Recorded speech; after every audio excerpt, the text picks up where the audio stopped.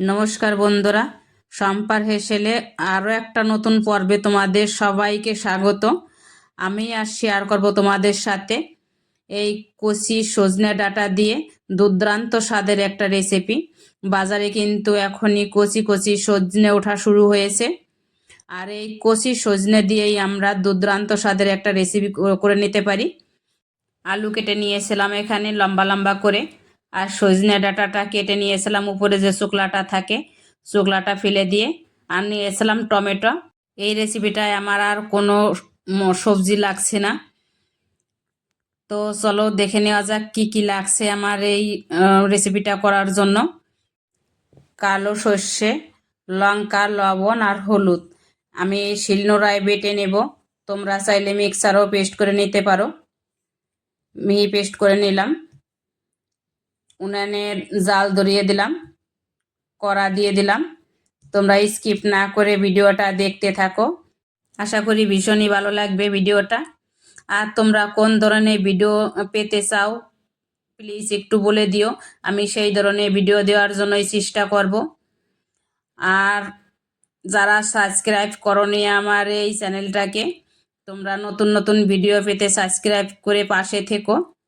পাশের বেল আইকনটি ক্লিক করে রেখো, যাতে ভিডিও ছাড়ার সাথেই তোমার কাছে আগে পৌঁছে যায়।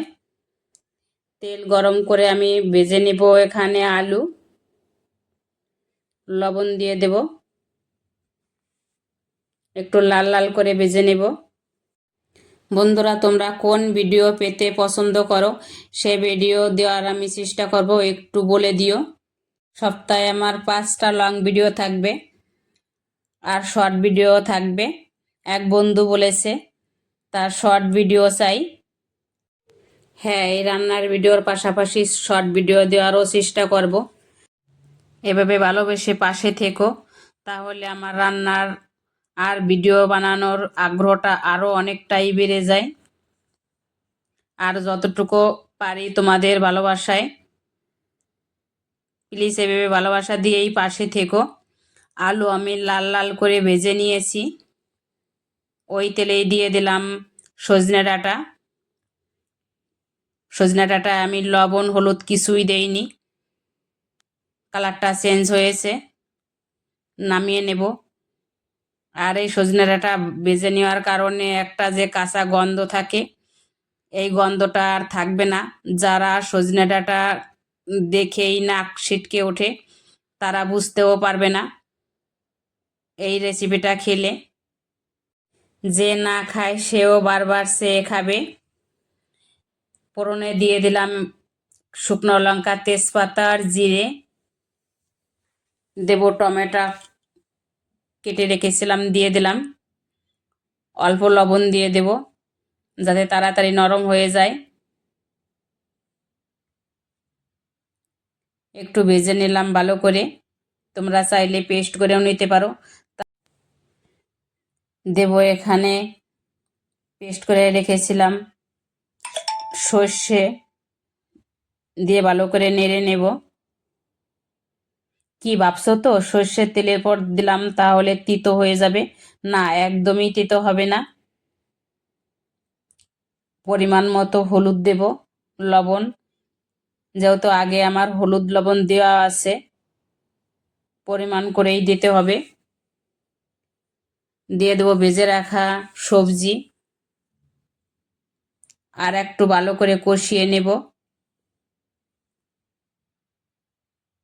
তেল কিন্তু আমি এখানে বেশি দেইনি, আর অন্য কোনো মশলাও দেইনি।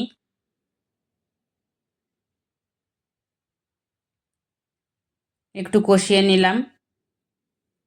দিয়ে দেব গরম জল করে রেখেছিলাম, জল দিয়ে দিলাম। এই রান্নাটা কিন্তু সর্ষের তেলেই করতে হবে। সর্ষের তেল দিলে পরে স্বাদটা আরও দ্বিগুণ বেড়ে যায়। তোমাদের পরিমাণ মতো তোমরা গ্রেভি যেরকম রাখবে সেরকম ঝোল দেবে। আমি একটু মাখো মাখোই করব, আমার অনুযায়ী আমি দিয়ে দিলাম এখানে জল। কাঁচা লঙ্কা চিড়ে দিয়ে দিলাম। আর যদি তোমাদের এই ভিডিওটা দেখে ভালো লেগে থাকে, লাইক কমেন্ট শেয়ার করো। দেখো আমি কিন্তু ডেকে দেব না, কালারটা অনেকটাই চেঞ্জ হয়ে এসছে। আর তোমাদের দেখিয়েও দিচ্ছি, আলু সজনে ভালোভাবে গলে গেছে, ডেকে দেইনি কিন্তু আমি। ডেকে দিলে পরে কালারটা চেঞ্জ হয়ে যায় আর টক টক হয়ে যায়, এই কারণে আমি ডেকে দেইনি। এই দেখো কতটা মাখো মাখো হয়েছে।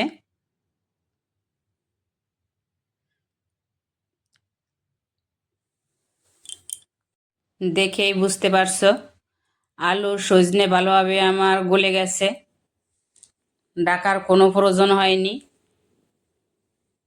আর কালারটাও কিন্তু কত সুন্দর রয়েছে সজনে ডাঁটার।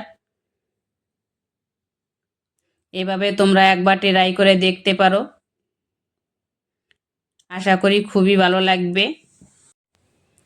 আমি সব সময় চেষ্টা করি খুব কম মশলায় অল্প সময়ে রেসিপি বানানোর জন্য, আর সেটাই শেয়ার করার জন্য তোমাদের সাথে। তোমরা চাইলে এখানে ধনেপাতা কুচি দিতে পারো আগে বা পরে, আমি ধনেপাতাটা দেইনি, এই সর্ষের যে স্বাদ থাকবে সেটা আসবে না আমি যেভাবে করেছি।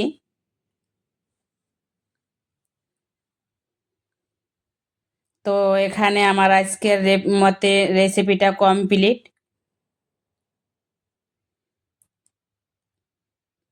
দেখা হচ্ছে নতুন কোনো এক ভিডিওতে, ততক্ষণ তোমরা ভালো থাকো, সুস্থ থাকো।